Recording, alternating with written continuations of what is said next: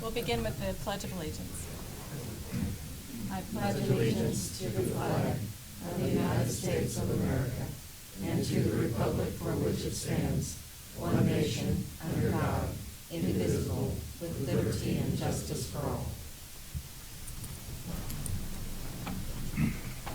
Morning, everyone. Welcome to the May 9th meeting of the Board of County Commissioners. My name is Shelley Bueller. I have the pleasure of serving as chair of the commission this year, alongside my colleagues, Commissioner Archer.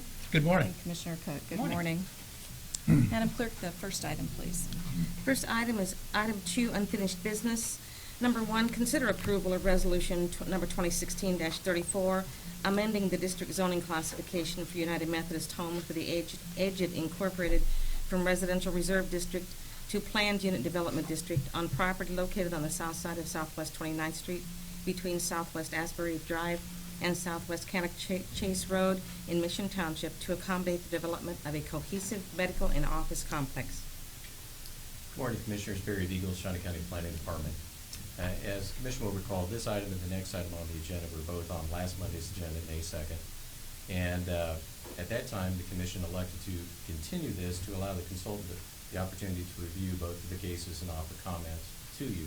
And then there was also some extra questions that you had asked with regard to what effect would this have on the comprehensive plan, that is, with respect to our consideration of future land use proposals, as well as, I believe, Commissioner Cook, you asked about, well, what about people wanting to jump ahead of the comprehensive plan and try to get some things done? Well, per your request, I had extensive communications with Thomas Dow, our project manager with RDG Planning and Design. He was intending to be here this morning to address these questions, but unfortunately, because of a family medical emergency, he's out. And so we have one better. We have Amy Hasse, who is a principal with RDG Planning and Design, and she is here, and she'd be more than happy to address these questions for your benefit. So unless there's any questions you have for me right off the top, I'll allow Amy to come up. Thank you. Thank you so much for having us here today. It's a pleasure to meet you, and we're very excited to get started on the comprehensive plan process. So I did have a chance to review both these cases. As you know, we are at the very beginning of the process. So really, as it relates to the comprehensive plan, there isn't really much input that we can give at this point because we have not really, started taking that public input, which will guide the plan. Overall, though, I would like to say that they're probably one of the better staff reports that I've ever seen and reviewed.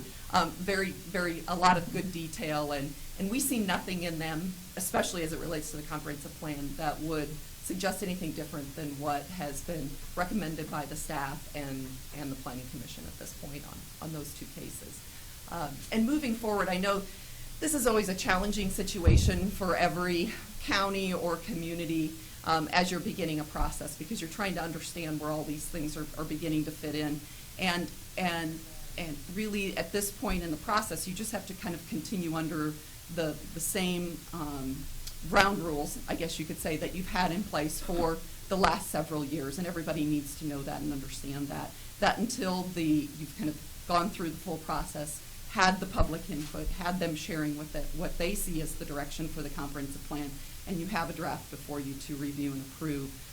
Everybody has to kind of play within the existing rules that we have today. So that's kind of where you're at. I know you get a lot of questions on that, but that's really where every county and city kind of faces as they're going through this process. So, and we can spend a little bit of time, I guess, talking about the process, but I'm also happy to answer any questions that you might have.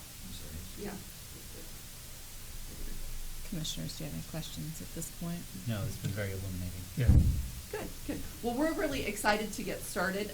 We do have a series of public input opportunities because we really believe very strongly that this is not our plan. It's not Barry's plan either. It's the county's plan. It's the residents' plan here. So we try to have as much community input as we can. As you can see across the bottom, we have a steering committee that we are working to put together with Barry, so he might be talking to you a little bit about ideas for membership on that. We'd like that to be a pretty diverse group. We will be launching a survey, online survey, to capture as many people as we can. We try to have a mixture of ways people can have input But one of the things that we're really excited about is what the item in July there, it's called the stakeholder group, so we'll have a series of small group discussions, one-on-one conversations almost in small groups with individuals from around the county. And we're planning to move those around the county to capture as many people as we can, holding some open design workshops, and then finishing up with another public hearing or public open house at the end of the year. So we're really excited to get started, and if you have any questions on kind of the schedule or the process, I'd be happy to answer those for you too. Thank you, Amy. Commissioners? Commissioner Archer? I don't have any questions. Last week, as a courtesy to RDG, I asked Barry to touch base with them, and if there's no conflict, I'll make a motion to approve the resolution. There's a motion by Commissioner Archer. I'll second. Also noting that a week ago, I had seconded a request for a deferral, and as a public note, and just for those that are present, as a commissioner, if a fellow commissioner needs more time to evaluate a process or a proposal that's before them, it's not unreasonable to give that commissioner a little bit more time. And so that second was out of courtesy to my fellow commissioner. And so, again, I don't have any concern with the resolution, and I would second the approval.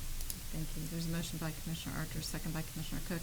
Before we vote, though, Barry, and you're probably going to sit down. No, stay up there for just a minute. Barry, I know that we've had discussion about getting something on the agenda for Thursday to talk about the steering committee, correct? Correct.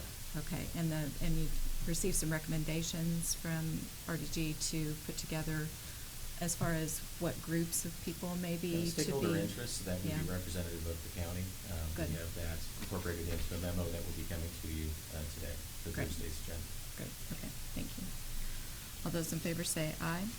Anyone opposed? Motion carries 3-0.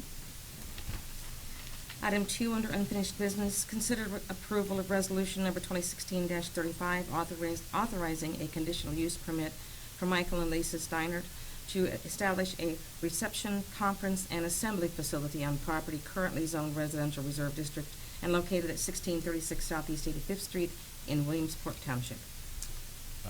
Barry Beagle, Shawnee County Planning Department. I have nothing further to add beyond the comments made last week, so be happy to answer any questions you may have.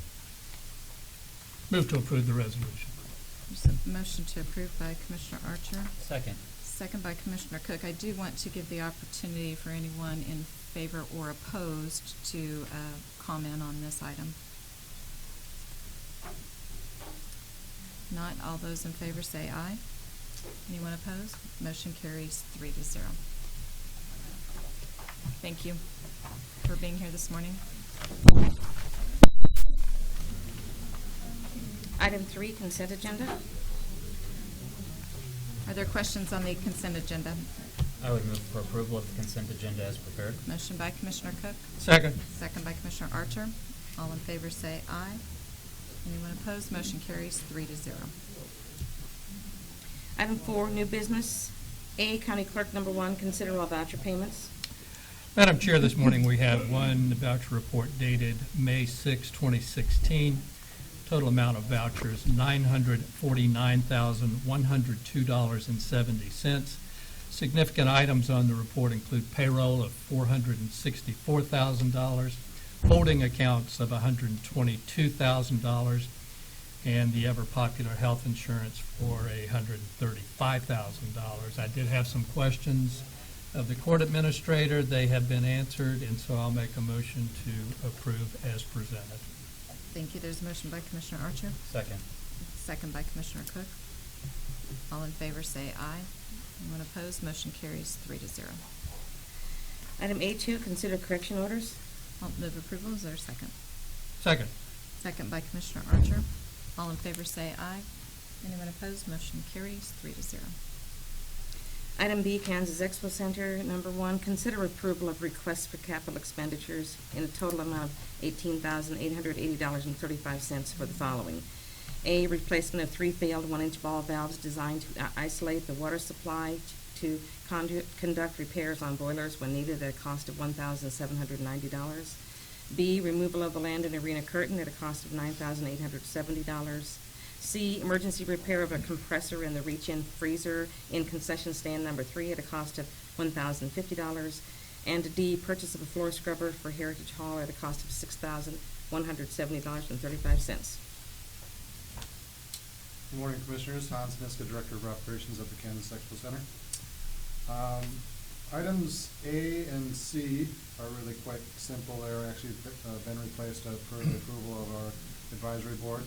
I just bring them forward to ask your approval as well. Item B and D are a little bit more complex, so I'll explain those. The removal of the landing curtain.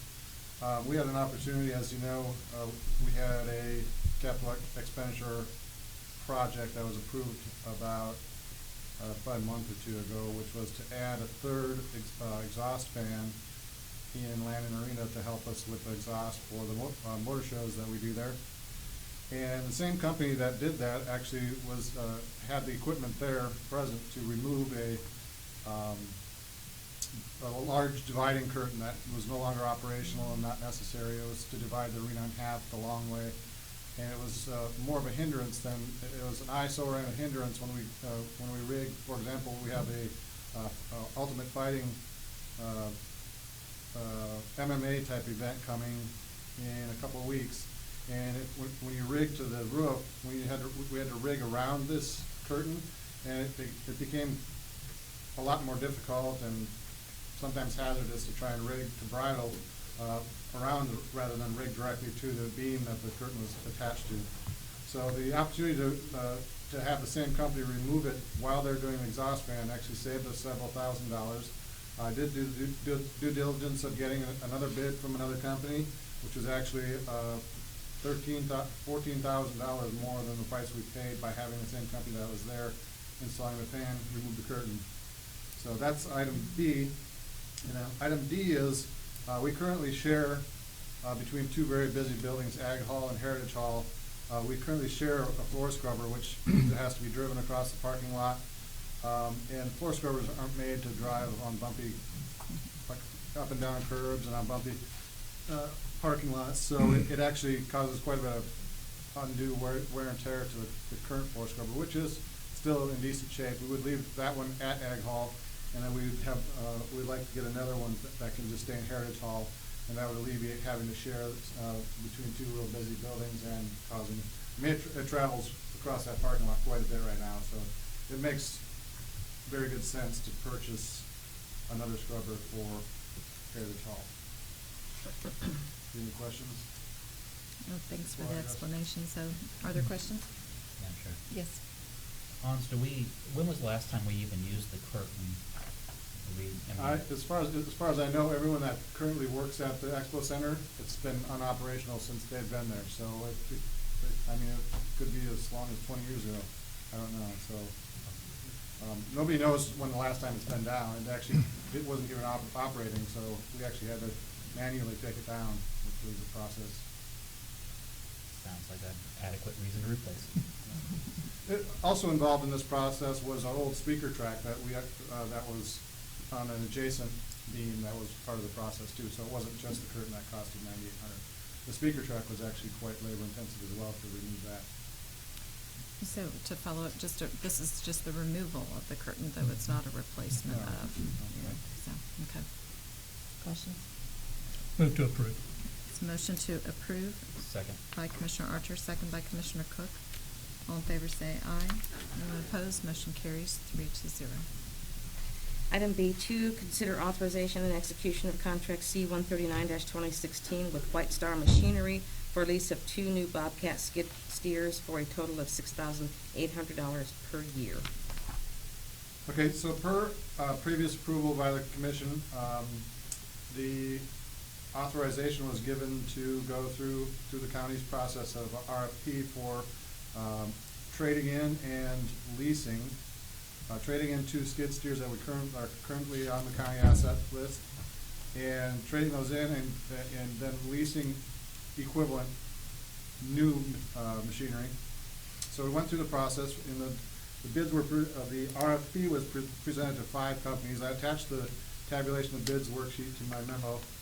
You can see all the companies that came in with bids. Can-Equip showed up to the meeting but had forgot the bid worksheet. So the bid opening, they had all the appropriate information, but they didn't have the pricing in their bid worksheet. So we had to reject their opportunity for the bid process. The best, obviously, was, and the one we were hoping would come in, because Bobcat is a very good brand of skid steer, is White Star Machinery, and they're proposing 2 Bobcat machines at $6,800 annually. And they also came in the highest on the trade-in value of our current equipment, which would give us a payback of about $24,000. So there's 2 parts to my request today. The first part is that the commission allow us to lease the two new pieces of equipment, paying for the annual lease payments out of our capital expenditure fund, which Betty's already been talked to about. She has approved that. And then the second item on the request is that the trade-in value of the trade-in payment of the 2 pieces that we currently own, that those monies go into our capital expenditure allotment to help pay for the payments, which would give us about a little over 3.5 years worth of lease payments on the 2 pieces of equipment. So for 3.5 years, it'd essentially be a wash. And Betty and Donna Casevier both say that there's a way to earmark those dollars so they don't get spent on other things, which was a concern that was brought up at the advisory board. So if you have any questions about that, I'm happy to answer. Great, thank you, Hans. Questions? Commissioner Cook? So is the request to enter into a 3-year lease agreement or a series of 1-year lease agreements for the $6,800? They have agreed that each lease will be, legally will be a legal document for a year, but per a memo that I also provided, the company has agreed to provide pricing, that same pricing for 3 years. And then it would, then a new agreement would have to be, I don't know if I would have, in 3 years, I might have to go through another RFP process or something, but depending on what your recommendation is and the advisory board's recommendation. But this is a 3-year agreement. Using my cell phone quickly as a calculator because I'm not a CPA, 3 years at $6,800 is $20,400, or sale price is $25,000, so we're going to be coming out to the good on the 3 years. Yes. Plus, every year it's a new piece of equipment. It's going to completely eliminate all the PM and maintenance costs of each one of these that we've been continuously coming to you with. Right. Okay. I would move for approval of the requests. And both the approving of the lease and the trade-in amount to be allocated, okay. Correct. So motion by Commissioner Cook. Second. Second by Commissioner Archer. All in favor say aye. Anyone opposed? Motion carries 3-0. Thank you very much. Thank you, Hans. Item C, County Counselor, number 1, consider issuing a request for qualifications for architect services for design and project management for the Kansas Expo Center renovations. And Jeff is here today. Rich is out. He said that everything is outlined in the memo and there are deadlines in there, so he didn't want to hold this up. But Correct, yeah. Anything you want to add, Jeff? Jeff Shaban, Kansas Expo Center. First of all, I want to thank Rich and his whole staff for putting this RFQ together in the time. It took a lot of work with us, and we're real excited to be moving forward right now with it. The RFQ is to come here no later than June 27th of this year, with 6 copies for the $45 million budget within the 15-year phase timeline. If you have any questions, I'll be happy to answer. Thank you. Other questions, Commissioners? Madam Chair, does Jonathan, do you have anything to add to the process at all? It's kind of the first step, if you will, to get the Start the investment process. rolling, right? Exactly. Commissioner Cook, do you have any No, questions? I'm just excited to see Me the too. improvements coming to the Expo Center. Yeah. Long overdue. Me too, so I'll make a motion to approve, I guess. Motion by Commissioner Archer, Second. second by Commissioner Cook. All in favor say aye. Anyone opposed? Motion carries 3-0. Item D, Community Corrections, number 1, consider authorization and execution of contract C-140-2016 with Gray Horse Farms LLC, H.T. Paul manager, for a lease of space at 712 South Kansas Avenue, third floor, for 4 years with annual rent of $125,739.53. Good morning, Commissioners. Ed O'Rear, Community Corrections. This has been a process involving a couple months and certainly some very good assistance from various county departments. And we're very thankful for the work done by Rich and Jonathan at the County Counselor's Office, by Betty Greiner, by the Appraiser's Office, and by Bill Kroll, lending us some advice and expertise in determining this lease for the next 4 years, beginning July 1st. We feel at this point the size and space is very good for us, extremely convenient to court, and it is basically the same address we've been at since 1988, so our clients certainly know where we are and how to get there. So we would ask your approval for a 4-year extension, basically, a little bit of a raise, but in price, but some additions and improvements being made, and that was in one of the addendums as well. Right.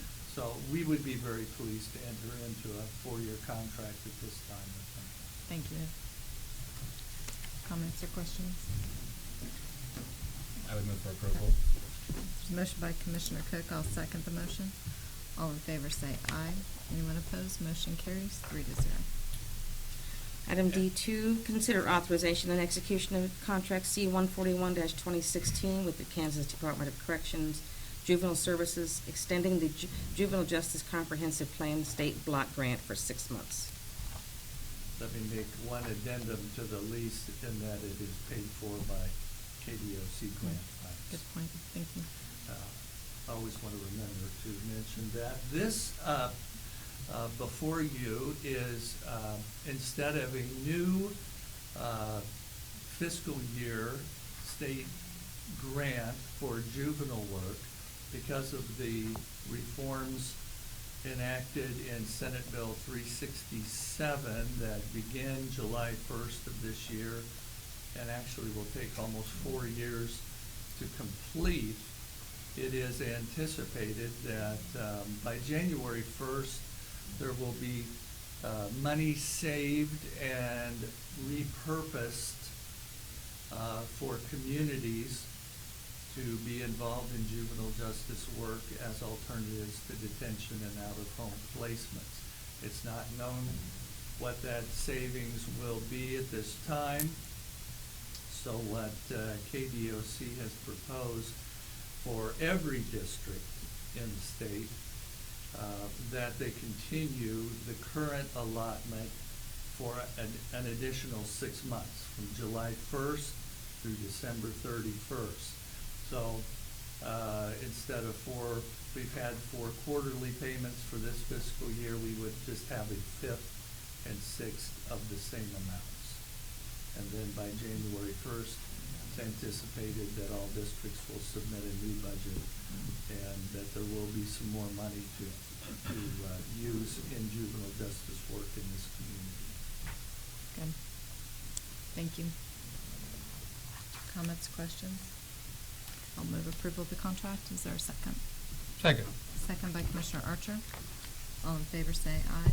Anyone opposed? Motion carries 3-0. Thank you. all. Item E, Information Technology. Number 1, consider approval of request to waive purchasing procedures for fiber installation to the Health Agency building located at 2651 Southwest East Circle Drive at a price that was in effect during the 2012 through 2015 time period under contract C-475-2012 with Torgerson Trenching. Morning, Commissioners. Pat O'Blander with the Information Technology Department. This item is in order to get fiber from a handhold location that's near the existing health agency building extended to the new building that's being renovated, or the existing building that's being renovated for occupation by the health agency here in the summer months. Back in 2012 to 2015, we had an arrangement whereby we would use the same pricing that was afforded to the city of Topeka for outside plant fiber installations. That contract has expired. But Torgerson Trenching has agreed to use the same pricing for this particular project to get us through this point. We do have plans to re-RFP this sort of work. I'm working with Bill Kroll and Facilities Group to get some trade service agreements set back up, and this would be one of those that we want to do. But this project has a timeline associated with it. We want to get it taken care of as quickly as possible. So that's why we're coming before you to ask if we can use the pricing that was available to us in the 2012 to 2015 time period for this particular project. If you have any questions, I'd be happy to answer those. Very good. Thanks, Pat. I have no questions. Commissioner Archer? Thank you, Madam Chair. I saw a listing of the component costs of this, but I didn't see an estimate of the total cost. Do Oh, we an have- estimate of the total cost? Yeah, was there one that I missed? or- I probably should have put that in the bid. Oh, I okay. apologize for not having that in there. We think that that will come in at about 80,000. We budgeted for 90,000, but leaving a little bit of wiggle room in there because you never know what's going to happen during the installation of the fiber underground from one point to another. We put in our estimates for the budget for the work that we're doing for renovations at 90, but we think it'll come in around 80,000. Okay. Thank you. Commissioner Cook, do you have any questions? I'll move approval of the request. Second. Second by Commissioner Cook. All in favor say aye. Anyone opposed? Motion carries 3-0. Thank you, Pat. Commissioner. Item F, Parks and Recreation. Number 1, consider authorization and execution of contracts C-142-2016 and C-143-2016 with Bright Circle, Inc. for lease of facility space at Lake Shawnee's Recreational Building and the Velma K. Paris Community Center for the operation of a preschool at both locations for 9 months each, resulting in a total annual compensation of $11,925. Good morning, Commissioners. John Knight, Parks and Recreation. This is a contract for, as the clerk just read, for Bright Circle to operate 2 preschools, one at Lake Shawnee and one at the Velma K. Parish Community Center.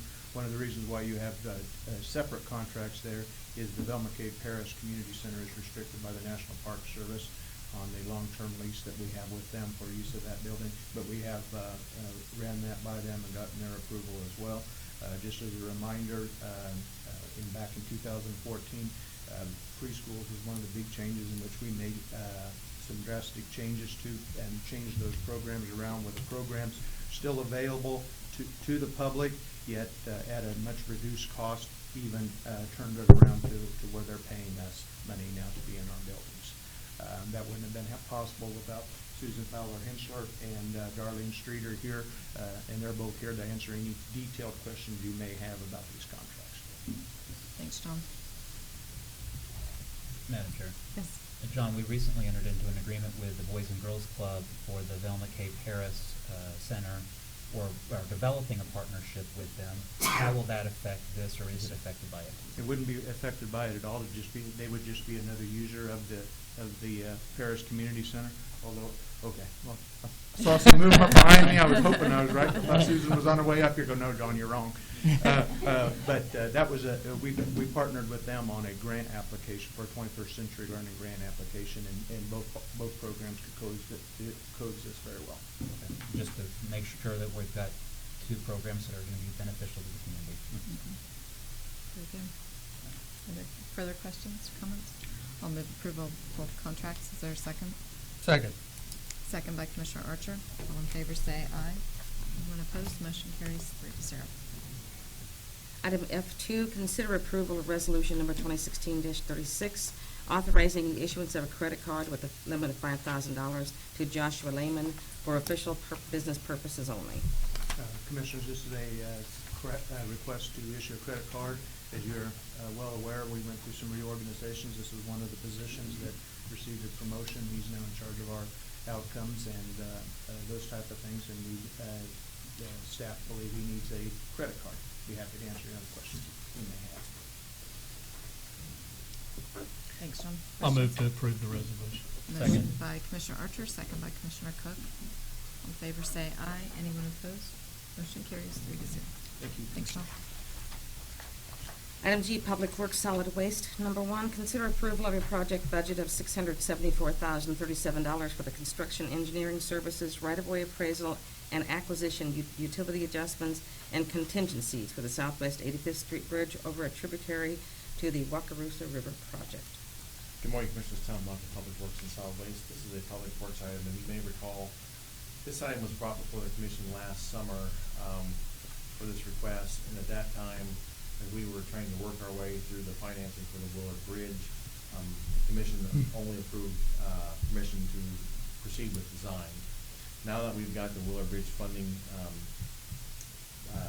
package in place, and we know how that's going to be taken care of, we now are bringing this forward, this project budget for the remainder of the project,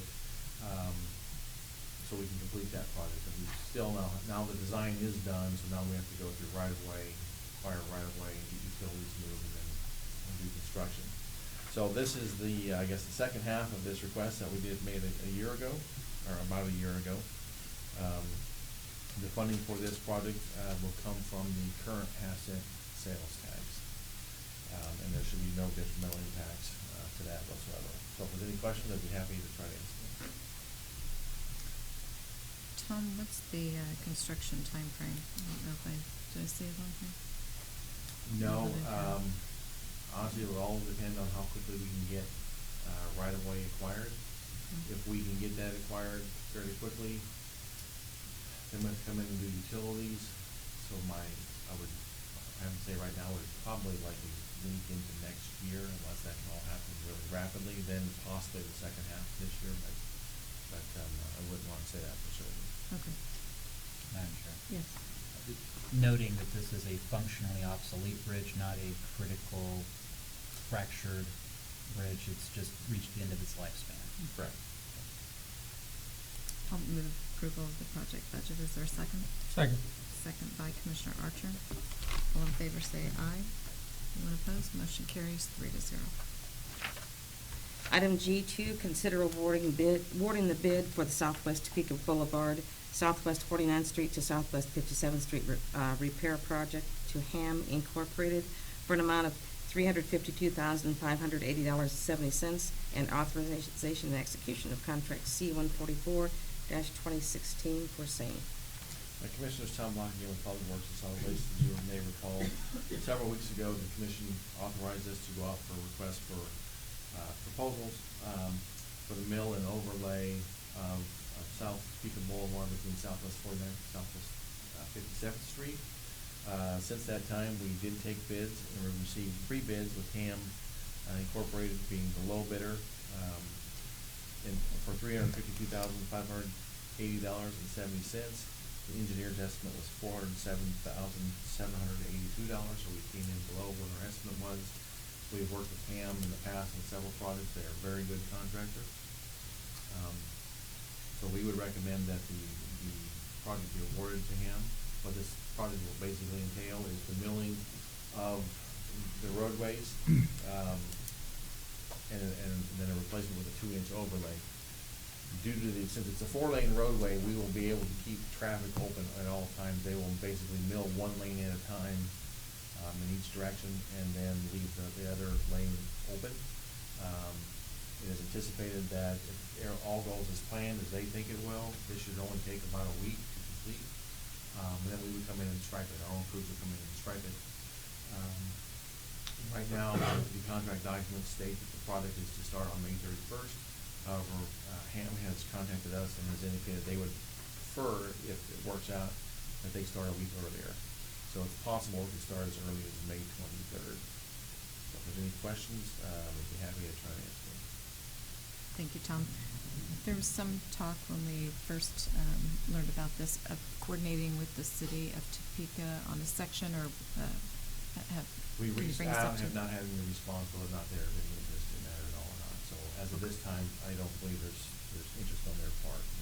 Okay. I haven't reached out a second time, I guess, but I have reached out by email, I guess, and who said we are proceeding, and that they are interested, that we'd be willing to talk with our contractor. So, How much of a section will be, I mean, it'll still be asphalt, but it'll be a different condition. How much of a section is there?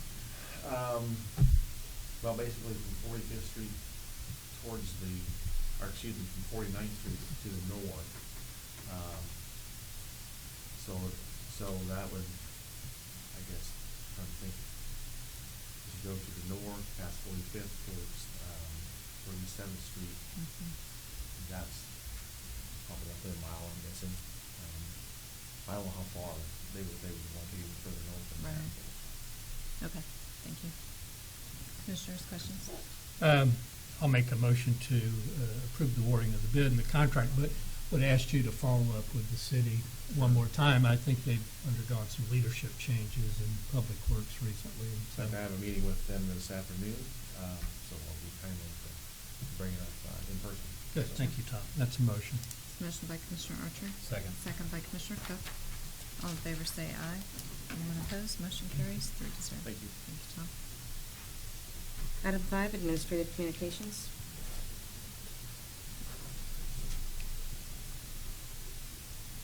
Barry Beagles, Shawnee County Planning Department. I just want to give the commission a quick update with regard to the efforts of the Building Code Committee. It's a 19-member group that this body appointed at the beginning of the year. That group has been diligent in working through the task that's been handed to them, and that is to craft a building code program in the application of the building code for the unincorporated area. What they have done is subdivide themselves into 3 subcommittees. One group was working exclusively on looking at what building code to adopt for the unincorporated area. The second group is looking specifically at crafting a county building code program and adhering to the county commission's mandate that it be a self-supporting program. And a third committee is working on negotiating with the city of Topeka, if you will, and looking at the possibility of the city of Topeka extending their building code program into the unincorporated area. We are going to be having another meeting of the entire group all together on May 19th, whereby we will just take stock where each of the committee's efforts have been to this point and what steps need to be taken in moving forward. I will note that the first group that is looking at building codes, they have concluded their work. They primarily looked at first, well, let's examine the city of Topeka's building codes that are currently on the books and look at how they could be applicable in the unincorporated area. They have completed that work, and with a couple of minor exceptions, they have basically recommended that the city of Topeka's building codes be adopted for the unincorporated area. It was felt that that was a highly important step to take because primarily they knew that contractors working in Topeka and Shawnee County work both sides of the permit line, and they did not want to create 2 different sets of codes that they would potentially have to adhere to. So that was a wise choice to move forward in that way. So the other 2 committees are still going to be active during the course, the balance of the year, in looking at establishment of a county building code program, and then secondly, what about the possibility of a city building code program extending into the unincorporated area. All of that work is to be completed by the end of the year, so that way we have a recommendation back to you by January 2017 pursuant to your instructions to get it back. So anyway, I just wanted to give you a quick update on their efforts, and really appreciated the hard work they've committed. I was going to say, Barry, could you also check with the cities of their class and their building codes? I don't know if that group is looking at what those cities have adopted. It might be the same. I don't know. We have not. One of the first things you asked us to do was to notify the other cities within Shawnee County and give them a heads up as to this effort. We have done so. But beyond that, we have not had any direct conversation with them with regard to the application of their codes within their municipal boundaries, but we can do that. I would, if you could please, and follow up, if not the mayor and city council, but the building inspectors that they employ. Sure. I think that would be I'd be happy to a do good that. idea. Commissioner Archer, did you have something? to Yeah, Madam Chair, you said you're going to have a meeting on May the 19th? May 19th. Is that going to be a public meeting where Yes, the it's open. community can, okay, so I just want to make sure that was well advertised. Thank you very much. It will be held at the Shawnee County Annex and in the main first floor conference room. So anybody who has an interest, we certainly welcome them to Okay. attend that meeting. And what time will it be? That will be at 4 p.m. 4 p.m., okay. And Barry, just one more thing. As we have quite a bit going on in the planning department, so if I go to your website right now, all those can be reflected in there as far as what time frame and all that sort of thing, I think. Yeah, this, me being up here reminded me, I need to communicate with Stephanie to get the May 19th meeting on there, but Okay. yes, we are keeping that up to date. It's a little bit different with regard to this committee compared to the exploratory committee that preceded it. in that there was a volume of research material that we were going through, and we kept posting that on the website. Now, as we're going through with these different individual committees, it's a work in progress, so there's really nothing to post, so to speak, with respect to the work of these individual committees, but we are trying to keep it up to date with regard to meeting dates. But thank you for the reminder. I didn't get the May 19th meeting. Okay, great, thank you. Thank you. Commissioner Cook? No. Thank you, Barry. Thank you. Anyone else? Good morning, Commissioners. Again, Jeff Shaban, Kansas Expo Center. First of all, I want to thank you for the support in moving forward with the Expo Center. It's definitely long overdue, but the timing is perfect with what's happening here in Shawnee County, Topeka, with downtown and Noto. So, and one of the things I wanted to bring up, we had a very successful Sunflower Dog event, and they're talking about trying to even expand it, so all this renovation is definitely going to help us. Thank you. Good.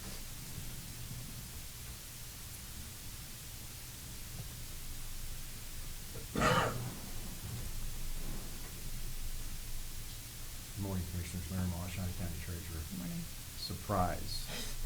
One last final reminder, taxes are due tomorrow. If you get it in the mail, we will go by the postmark as of midnight tomorrow night without a penalty. But I promise you, I will not be here Thursday to remind you. Thank you. Thanks, Larry. Anyone else for administrative communications?